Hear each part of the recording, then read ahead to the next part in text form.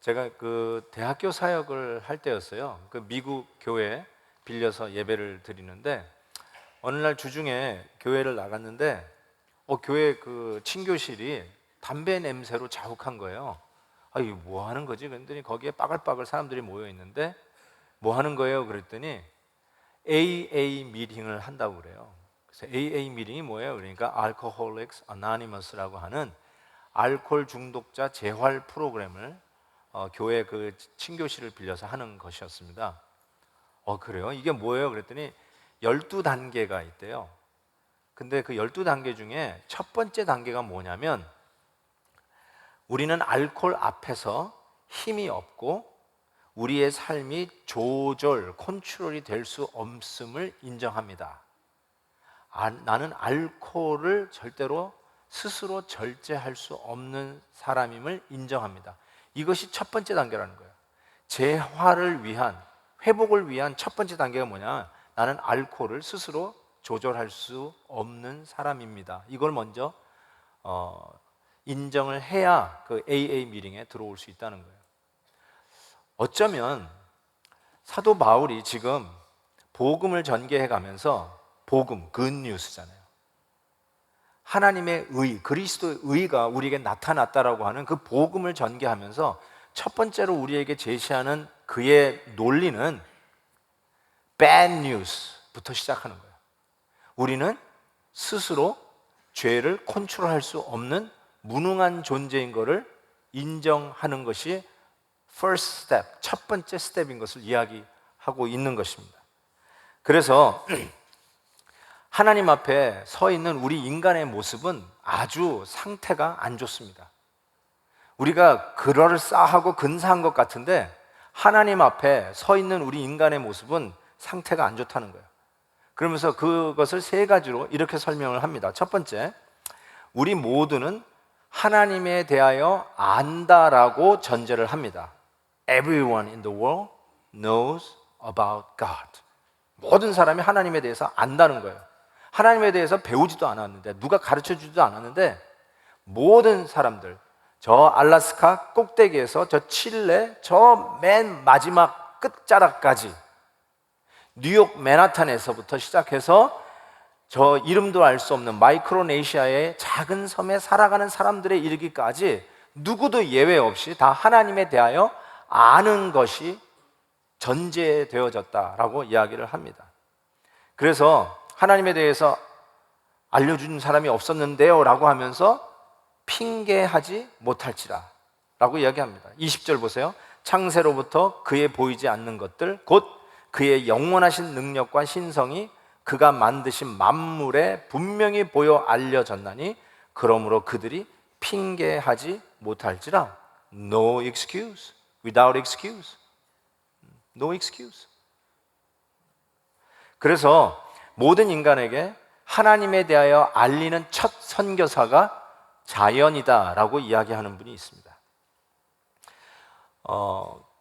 이번에 터키 연중회가 열렸었던 갑바도기아에 가면 누구나 할 것 없이 꼭 해야 할 것이 있다고 그러는데 그게 열기구를 타라고 얘기해줘요.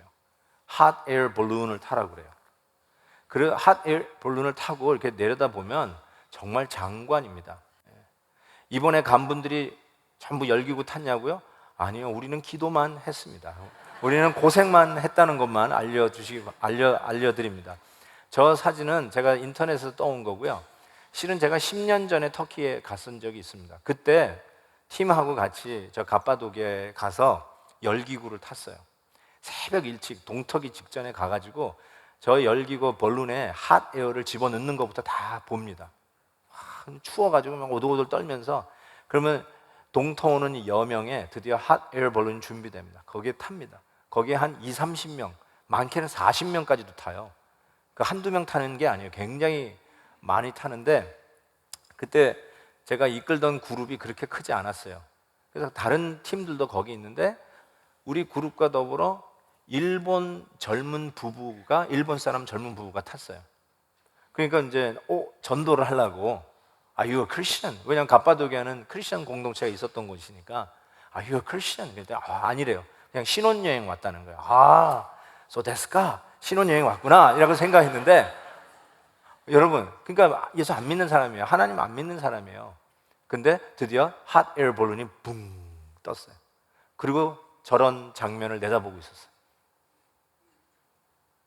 또 보세요. 예. 와, 저걸 보니까 다들 와 그러는데, 그 하나님을 안 믿는 젊은 일본 사람 부부가 이렇게 얘기했어요. 오 마이 갓. 오 마이 갓. 아니, 하나님을 안 믿는데 왜 그 말이 나와? 오 마이 갓. No excuse. 하나님을 몰랐다고요? No excuse. 제가 너무 감성에 어필하는 것 같다고요? 니엔 챙의 Life and Death in Shanghai라고 하는 책이 있어요. 이 니엔이라고 하는 자매는 그 공산주의 속에서도 그 쉘 오일 컴퍼니의 어드바이저로 일했던 사람이에요. 실은 남편이 쉘 오일 컴퍼니에서 일했어요. 근데 공산주의가 들어오면서 다른 모든 미국 회사들이 떠났는데 쉘 오일 컴퍼니는 남았어요. 그래서 하는데 나중에 모태똥이 문화혁명을 일으키면서 이 니엔이라고 한 여사가 쫓겨나고 감옥에 감금되는데 독방에 감금됩니다. 독방에 감금돼서 완전 얻어맞고 정말 굶주림 속에서 있는데, 이 독방 안에서 일어난 일로 인해서 이 니엔이라고 하는 여사가 하나님을 믿게 돼요.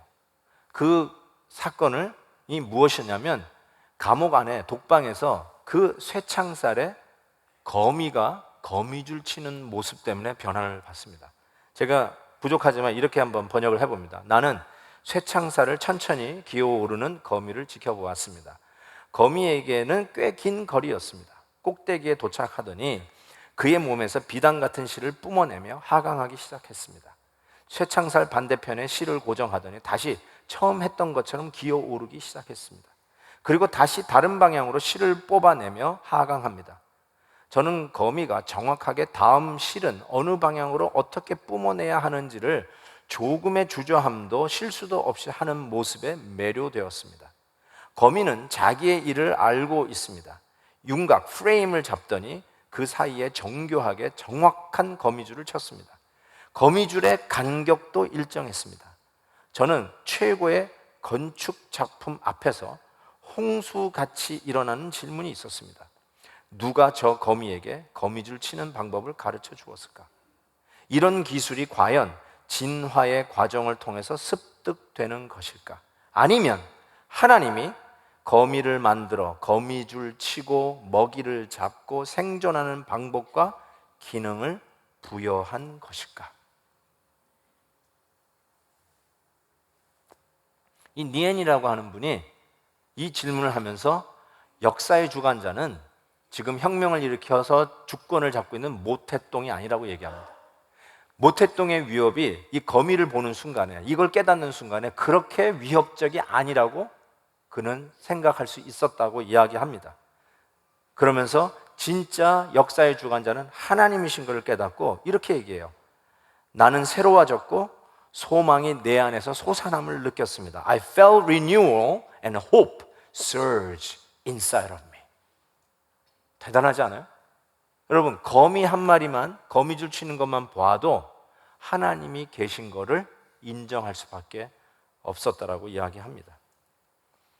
두 번째로, 이 하나님 앞에 서 있는 인간의 상태가 어떠하냐고 얘기하냐면 진리를 막는 인간이라고 분명하게 얘기합니다. 18절 보세요. 하나님의 진노가 불의로 진리를 막는 사람들의 모든 경건치 않음과 불의에 대하여 하늘로부터 나타났다라고 얘기합니다.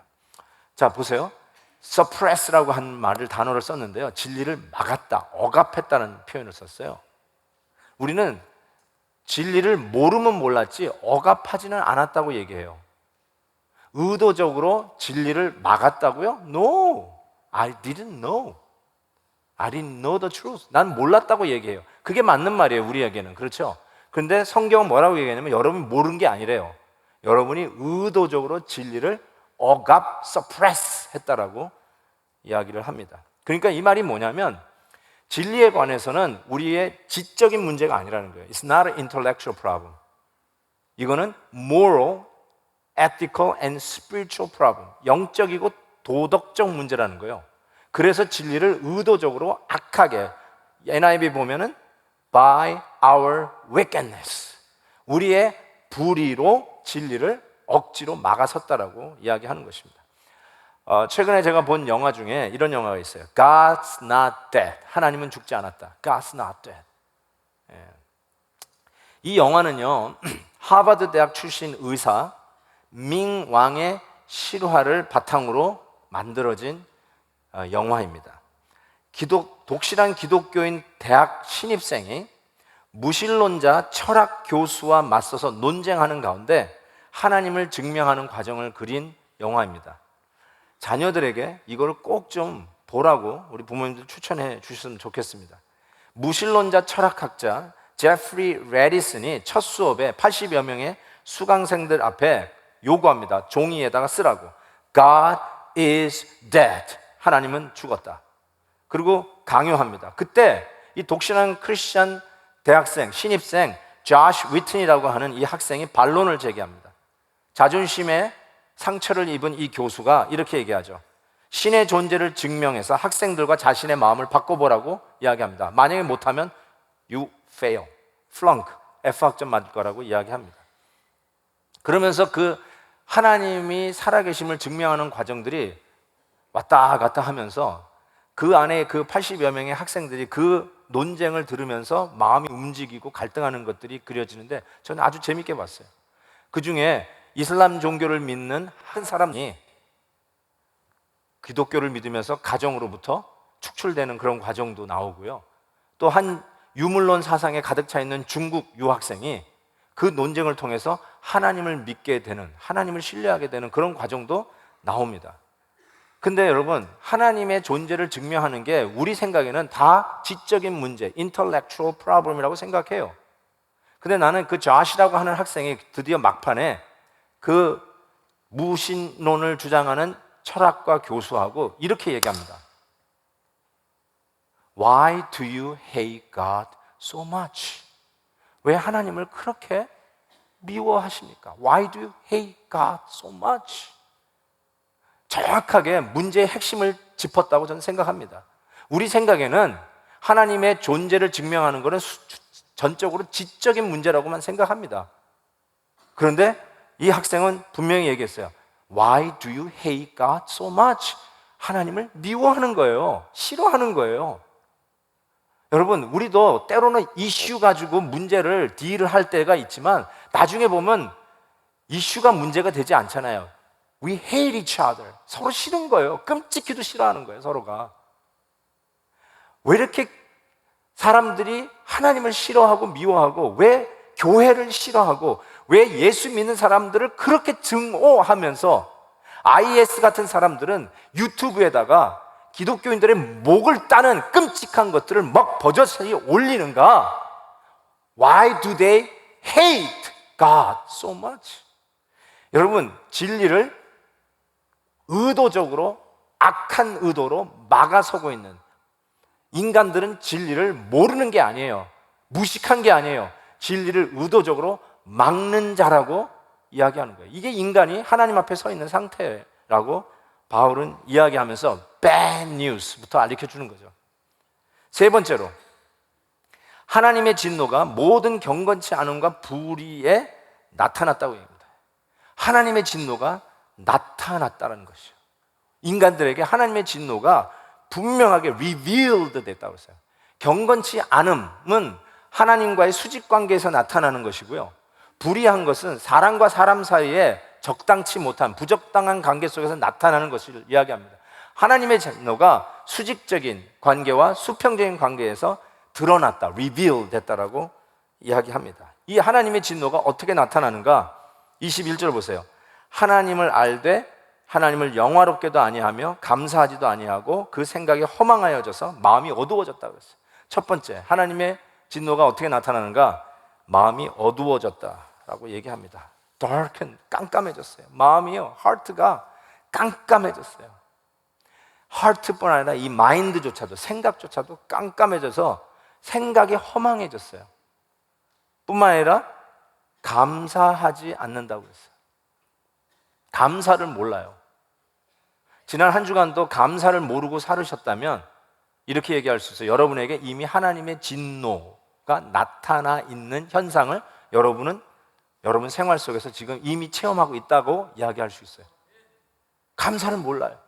여러분, 감사를 왜 모르냐면 내가 얼마나 빚지고 있는 걸 모를 때 감사가 없어요. 여러분이 아침에 일어나서 건강한 모습으로 눈을 뜨고 세상을 보고 몸을 가꾸고 옷을 입고 오늘도 교회에 나오는 이 모든 것들이 하나님에게 빚져서 나온다는 걸 모르면 여기 나와서 감사하는 마음이 없어요. 다 내가 내 스스로 내 힘으로 나왔다고 생각하시는 분은 감사가 없어요. 그런데 실질적으로 하나님의 힘 주심 때문에 여기에 나와 있는 거 아니겠습니까? 그것을 알아야 감사가 나와요. 그러니까 내가 누구에게 빚지고 있는 걸 모르면 감사가 없어요. 정말로 내가 나됨이 하나님의 은혜인 것을 알아야 감사한데 전혀 하나님에게 빚지고 있는 걸 몰라요. 지금 잊을 수 없는 한 집사님이 생각납니다. 갑자기 예배 다 끝났는데 목사님하고 제 방에 누가 들어왔어요. 목사님 큰일 났어요. 그래서 무슨 일인데? 그랬더니 주일학교 학생이 그 예배 후에 교회 마당에서 노는데 그 이름 모를 지나가는 개가 들어와가지고 그 뒷다리를 물었다는 거예요. 그래가지고 이 초등학생이 그냥 뒷다리 물려가지고 큰일 났다고. 그래서 누구 개인데? 그랬더니 개 주인도 없다는 거예요. 여기 목걸이도 없고, 그러니까 이게 도대체 주사를 맞은 개인지도 알 수도 없고 큰일 났다는 거예요. 광견병 걸리면 어떡하냐고 야단 났어요. 병원에 가서 치료받고 만약을 위해서 주사도 맞고 했는데 이렇게 붕대를 감고 왔어요. 아유, 집사님, 그 아버지 집사님 너무너무나 죄송하게 됐네요. 어떻게 이런 일이 있네요. 너무 죄송하다고. 그랬더니 아니에요. 너무 감사하다고. 더 이상 이렇게 하고 상처도 크지 않아서 괜찮다고. 이게 애가 크면 여잔데 나중에 미니스커트도 입어야 될 것 같은데 이거 괜찮겠냐고. 걱정 없다고. 그러면서 이런 말을 한 것이 지금도 뇌리에서 사라지지 않아요.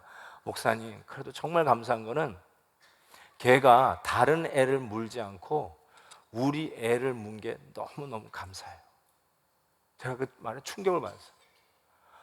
정말로 감사가 뭔 줄 아는 사람이에요. 하나님의 은혜 속에 자기 딸이 지켜진 것을 아는 것을 믿는 이 집사님의 입에서 다른 애를 물지 않고 내 애를 문 게 참 감사하다. 여러분, 우리 보통 수준의 사람들은 다 그래요. 왜 하필 우리 딸을 물어? 그 옆에 긴 집사 딸은 다리는 더 쭉쭉 빵빵인 것 같은데 왜 저 애를 물지 않고 왜 우리 애를 물어? 이렇게 얘기하는 게 보통 평범한 우리들 수준이에요. 그런데 정말로 이 집사님은 감사가 뭔 줄 알았어요. 하나님 앞에 모든 것을 자기는 빚지고 있다는 것. 그래서 이 상황도 하나님의 은혜라는 걸 아니까 그 마음에 보통 사람들에는 불평, 원망, 누구야 이리 나와 이럴 사람이 남을 물지 않고 내 딸을 문 게 얼마나 감사한지 모릅니다. 그 감사를 할 수 있었어요. 여러분, 불평하고 사세요? 또 누가 잘못하면 막 지적하고 싶으세요? 하나님의 진노가 나타나 있는 상황이에요. 생각도 허망해지고 남에게 블레임 시프트하고 그 모든 것이 이미 하나님의 진노가 나타나 있는 현상이라고 이야기하고 있어요. 두 번째, 하나님의 진노가 나타나는 현상, 잘못된 교환입니다. 잘못된 exchange. 23절 보세요. 썩어지지 아니하는 하나님의 영광을 썩어질 사람과 새와 짐승과 기어다니는 동물 모양의 우상으로 바꿨어요. 여러분, 경배와 찬양의 대상으로 우리 하나님을 섬겨야 되는데 그 하나님이 만드신 피조물과 바꿔버렸다는 거예요. 잘못된 익스체인지예요. 즉 이것을 뭐라고 하냐면 우상이라고 합니다. 여러분, 우리 사람들은 그냥 살 수가 없어요. 돼지처럼 밥만 먹고 배만 부르면 괜찮은 인간은 이 세상에 하나도 없어요. 기아 선생에 있는 사람들에게 밥을 주면 그것으로 족할 줄 알죠? 아니에요. 밥을 주고 나면 그 다음을 찾는 게 우리 인간이에요. 왜냐하면 우리는 목적 있는 인생을 살도록 지음을 받았어요. 이유가 분명해야 돼요. 존재의 가치를 알아야 그것 때문에 사는 사람들이에요. 그래서 우리의 삶 속에 목적이 중요하고 비전과 꿈이 중요해요. 그런 것을 먹고 사는 게 사람이에요. 그런 것이 우리 안에 DNA 같이 심겨져 있어요. 하나님은 우리를 그렇게 지으셨어요. 따라서 우리는 뭔가를 위해서 살아야 동기 유발이 생깁니다. 그것이 멋진 지금 동기 유발이 되어서 보람 있게 살려고 하는 게 누구나 다 갖고 있는 거예요. 그것이 왜 그러냐면 우리는 예배 대상자를 경배하며 살도록 지음받아요. 그래서 우리는 하나님을 예배합니다. 그런데 이것을 엉뚱하게 하나님이 지은, 그럴싸하게 지은, 왜냐하면 심히 좋아주셨으니까, 이 창조물도 오늘 하나님이 마스터피스로 지으셨으니까 그 좋은 것들을 하나님과 바꿔서 섬기는 이 우상 숭배에 빠졌다라고 얘기하고 있습니다. 잘못된 모습이죠. 여러분, 그것이 뭐든지 간에 그럴싸하잖아요. 우상은요, 끔찍한 걸 섬기는 게 우상이 아니에요. 가끔 우상하면 그냥 돼지 머리 놓고 막 절하는 모습 생각하면서 야, 기껏해야 돼지 머리나 섬기는 거. 우리가 이렇게 좀 하등적으로 우상을 생각할지 모르지만 그렇지 않습니다. 우상은 세컨 베스트입니다. 아름다운 것들입니다. 아름다운 가정, 건강, 취미생활, 행복함, 사람들이 전부 다 그리워하고 누리고 싶어하는 그것을 하나님과 바꿔버리게 하는 것, 그게 바로 우상이라고 성경은 이야기하는 것입니다. 세 번째로 하나님의 진노가 나타난 모습은 어떤가? 더러움에 내버려 두셨다라고 이야기하십니다. 24절 보세요. 하나님께서 그들의 마음의 정욕대로 더러움에 내버려 두사 그들의 몸을 서로 욕되게 하셨느니라. 제가 성경을 읽다가 가장 마음이 아팠던 구절이 바로 이 구절입니다. 내버려 두사. 하나님이 내버려 두셨대요. 그냥 이렇게 읽으면 안 돼요. 원래는 내버려 두셨다 이렇게 읽는 거예요. 내버려 두셨다 이렇게 읽으셔야 돼요. 하나님이 내버리신 거예요. 여기에 정욕대로 그냥 내버려 두셨다라고 하는데, 이 정욕이라는 헬라어 단어가 에피투미아라고 하는 단어인데, 이 에피투미아라는 단어는 과욕을 부린 걸 얘기해요. 욕심은 욕이 아니라 과욕이에요. 욕심부릴만 하죠. 여러분, 우리 욕심부릴만 하잖아요. 우리 아이들이 잘 되기를 원하는 거 욕심이지만 그건 좋은 거잖아요. 그렇죠? 우리 팀이 승리하기를 바라는 거 욕심이지만 좋은 거잖아요. 우리 몸이 건강하기를 바라는 것 욕심이지만 좋은 거잖아요. 그런데 항상 어떻게 다냐면 에피투미아, 과욕을 부리는 거, 거기서 지나치는 거예요. 하나님이 금고어 놓은 것을 지나치는 거예요. 왜 지나치느냐? 하나님을 제끼면서까지도 그거를 원하는 거예요. 하나님을 물리치면서까지도 내가 원하는 그 좋은 욕심을, 과욕을 부리는 거예요. 더 지나치게 갖는 것이, 그걸 우상이라고 얘기하죠. 이런 말이 있어요. 신들이 사람을 벌주기 위해서는 그 사람들이 하는 기도를 다 들어주신다. 참 의미 있는 말이에요. 우리를 벌주기 위해서는 우리가 원하는 것 다 들어주신다는 거예요. 하나님이 인간에게 주는 최악의 형벌은 자기가 우상 숭배하는 그 욕망을 이루게 하는 것이다 라고 이야기할 수 있어요. 여러분, 우상 숭배, 그럴싸한 것들, 정말 누가 보더라도 멋진 것들, 부러워할 만한 것들, 그런데 그런 걸 갖기를 원하는 자, 하나님을 제끼면서까지라도 그걸 갖기를 원하는 자에게 하나님이 내버려 두시다, 그러니까 갖게 한다는 거예요. 가져버리게 한다는 거예요. 왜 그런 줄 아세요? 우상의 결말은 항상 멸망입니다. 지금 그 우상을 가지면 살 것 같고 행복할 것 같은데, 그 우상이 가지고 있는 결말은 항상 멸망이요, 자멸이에요. 그래서 그냥 놔두는 거예요. 저희 교회 수양관 가보신 분은 알겠지만 이번에 베델동산 모이는 그곳이요, 우리 교회 제자훈련 커리큘럼에 반드시 들어가는 게 우리 베델동산이니까 좀 나가시면서 오늘 꼭 좀 등록 좀 하시기 바랍니다. 반드시 등록하셔야 됩니다. 이 5단계를 맞춰야 훈련 과정이 끝납니다. 베델동산 오늘 나가시면서 꼭 좀 등록하시기 바랍니다. 어쨌든 그 베델동산 가는, 우리 수양관 가는 길 보면 그 74번인가요? 올테가 파크웨이인가요? 그게 제법 올라가다 보면 구비구비 하면서 위험합니다. 높은 곳은 낭떠러지가 있어요. 그런데 가끔 이 크레이지 드라이버들이 있어요. 그래서 커브길에는 속도를 줄여야 되는데 줄이지 않고, 추월해야 되는 곳에서만 추월해야 되는데 아직 살릴 라인이 있는데 추월하지 못한 데는 추월해가지고 그 스릴을 주고, 심지어는 카레이스 하는 작자들도 있더라고요. 정말 위험해요, 그거. 그래서 정말 위험한 곳에는 가드레일이 있어요. 예? 가드레일이 있어가지고 혹시라도 이게 취침 운전하다가 툭 건드리면 낭떠러리를 굴러떨어져서 치명적인 상처를 받지 않도록 가드레일이 있단 말이에요. 그런데도 불구하고 막 불법적으로 추월하고 카레이스를 하고 속도도 안 줄이고 막 커브길을 트는 자들이 있다. 그거를 계속해서 즐긴다. 처음에 할 때는 스릴이 있어요. 경찰에게 안 잡혔다라고 괜찮은 줄 알아요. 근데 계속 그 일을 해요. 그러면 이렇게 하는 거예요. 내버려 두는 거예요. 쉽게 얘기해서. 왜 내버려 두는지 아세요? 잘못 저지른 거 왜 내버려 둬요? 하나님 쫓아가가지고 방망이로 두들겨 패야 된다고 생각할 수도 있어요. 하나님께서 잡아가지고 감옥에 집어넣어야 된다고 생각할 수 있어요. 그렇게 심판하실 수 있다고 생각할 수 있는데, 하나님의 내버려 두는 심판이 뭐냐면, 그것을 하면, 그 원하는 걸 하도록 놔두면 그 원하는 우상이 결국은 멸망이에요. 뭐가 멸망이에요? 언젠간 가드레일을 치고 낭떠러지로 떨어지는 거예요. 그 결과가 그 안에 있어요. 여러분이 갖고 싶어하는 그 마지막 종착역이 가드레일 치고 절벽 밑으로 떨어지는 거예요. 그냥 놔두는 거예요. 하나님이 일부러 쫓아다니면서 심판할 이유가 없어요. 이미 여러분이 원하는 것 갖도록 놔둬 버리시는 거예요. 그러면서 가장 구체적인 예를 든 게 동성연애예요. 내버려 두는 하나님의 심판의 가장 구체적인 예가 동성연애라고 얘기하고 있어요. 26절 보세요.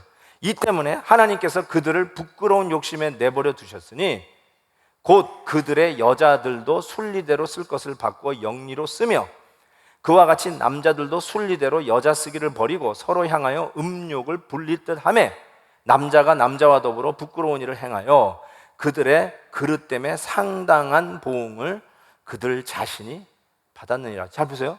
그릇 때문에 상당한 보응을 이미 받았다. 그 안에 이미 하나님의 보응, 심판의 결말이 담겨져 있다는 것입니다. 계속 그렇게 가보세요. 내버려 두시는 그 하나님, 그래서 괜찮은 건 줄 알고 그 길 가보세요. 멸망받게 되어 있다는 것이에요. 동성연애자들이 이게 커밍아웃을 많이 합니다.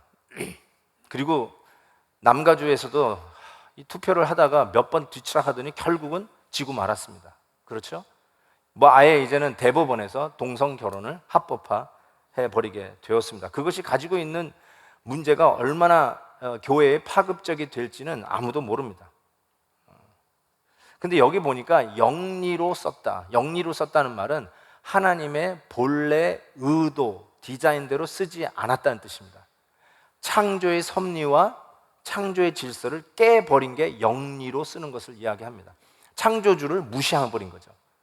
우리를 만드신 하나님의 본래의 계획을 무시해버린 겁니다. 아이패드 선전하는 거 보셨어요? 아이패드? 아이들이 부모님에게 이거 쓰면 참 좋다고 아이패드를 선물했어요. 근데 이게 뭔지를 모르고 아이패드를 칼도마로 쓰는 그 선전 보셨어요? 아이패드를 칼도마, 야 이거 도마로 쓰기 딱 좋다 막 하면서 먹으면 물로 닦고 야단났어. 영리로 썼다는 게 그 말이에요. 본래의 의도대로 쓰지 않고 영리로 빗나가게 쓰고 있는 거는 마치 아이패드를 칼도마로 쓰고 있는 것 같은 느낌을 받는 게 그게 정확하게 동성연애라고 이야기하는 것입니다. 저는 이 동성연애자들의 집회를 보면서 화가 나기보다는 자꾸 불쌍하다는 생각이 듭니다. 왜냐하면 외로움을 호소하는 것 같아요. 사랑이 필요하다는 것이에요. 그렇게 느껴져요. 전도하고 싶어요, 진짜로. 저는 우리 교회도 이 동성연애 또 동성결혼에 대해서 자유주의자부터 극보수까지 다 있는 걸 제가 압니다. 굉장히 그래도 인권적인 차원에서 접근하면서 이건 오픈해줘야 되는 게 아니냐라고 주장하는 사람부터 시작해서 아예 동성연애 동자만 나도 혐오스럽게 생각하는 극보수자들도 우리 교회 안에 다 있다고 저는 생각합니다. 그래서 많은 토론들이 오갑니다. 이게 옳은 거냐 틀린 거냐, is it right or wrong? 그런 디스커션이 있죠. 근데 이미 대법원에서 right or wrong의 이슈가 아니자, 권리의 문제다 하고 딱 찍어버렸잖아요. 그렇죠? 이게 죄냐 아니면 의학적으로 병리학적으로 질병이냐, 그거 가지고 뭐 디스커션해요. 이게 유전적인 것이냐, 지네릭한 것이냐, 아니면 그냥 이런 문화 속에서 살다 보면, 특별히 이렇게 비치가에서 살다 보면 환경에 의해서 습득되는 후천적인 것이냐, 이거 수많은 디베이트가 있어요. 그런데 사도 바울은 이 동성연애, 호모섹슈얼리티에 대해서 일치의 혼돈도 없이 분명히 이야기합니다. 동성연애는 죄입니다. Period. No 타협, no compromise. 여기 타협이 없어요. Homosexuality is sin. Period. 사랑해줘야 돼요. Of course. 인권 존중해줘야 돼요. Of course. But 혼돈하지 마세요. Homosexuality is sin. Period. 아멘도 없네. 뭐예요? 뭐 하는 거예요, 여러분? 다시. Homosexuality is sin. Period. 혼돈하지 마세요. 혼돈하지 마세요. 사도 바울이 혼돈하지 않았고 복음이 혼돈하지 않습니다. 그런데 문제는 이거예요. 사도 바울이 이 동성연애가 내버려 둠의 하나의 예로 설명했어요. 와! 왜냐하면 동성연애가 인간이 지을 수 있는 가장 끔찍한 죄가 아니에요. 가장 호러블한 죄가 동성연애 죄가 아니에요.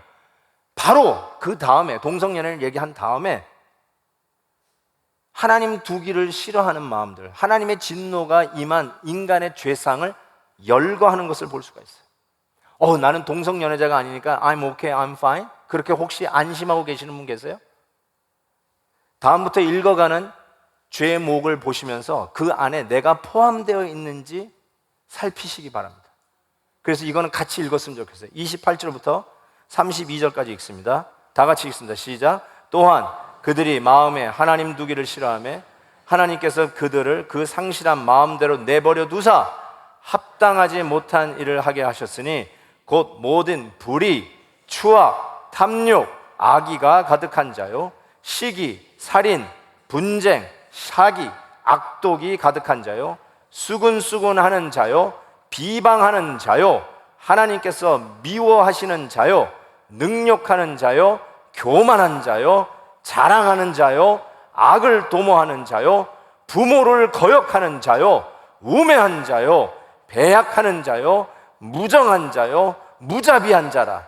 그들이 이같이 일을 행하는 자는 사형에 해당한다고 하나님께서 정하심을 알고도 자기들만 행할 뿐 아니라 또한 그런 일을 행하는 자들을 옳다 하느니라.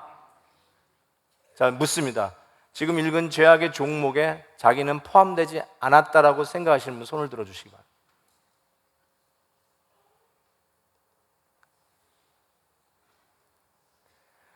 한 분도 안 드셨죠? 그 말은 무슨 말이냐면 동성연애가 죄인 줄 아느냐? 징그럽고 끔찍하고 어떻게 난 동성연애자가 아니니까 다행이다 라고 생각하느냐? 만약에 그 다음 있는 이 죄악에 내가 포함되어 있다고 생각한다면 동성연애가 죄인 것처럼, 동성연애자가 죄인인 것처럼 여러분도 똑같이 죄인이란 뜻이에요. 그거 얘기하고 있는 거예요. 사도 바울이 바로 그걸 연결해서 얘기하고 있잖아요.